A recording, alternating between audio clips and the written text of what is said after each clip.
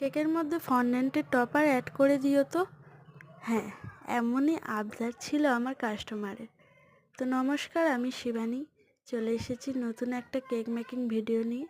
আজকের এই কেকটা ছিল 2 টায়ারের উপর জাঙ্গল থিমের।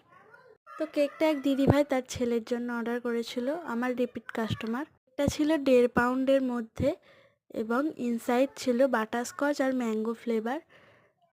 আমি আগে থেকে কেকটাকে ক্রাম কোটিং করে ফ্রিজে সেট করতে রেখে দিয়েছিলাম এবং এখন ফাইনাল ফিনিশিং করব। দেখো বন্ধুরা, আমি উপরের টায়ারটা বসিয়ে দিচ্ছি এখন।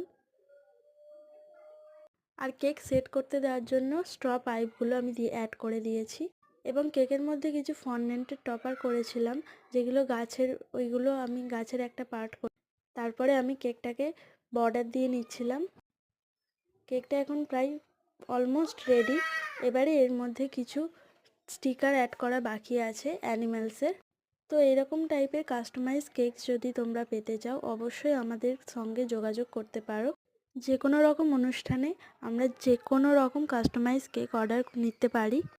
এবং আজকের এই কেকটা তোমাদের কেমন লাগলো অবশ্যই কমেন্ট করে জানিও। কেকটা ফাইনাল লুক খুব সুন্দর লাগছিল, আমার ভীষণ ভালো লেগেছে, দিদিভাইয়েরও ভীষণ পছন্দ হয়েছে। রিভিউটা দিদিভাই শেয়ার করে দেবে।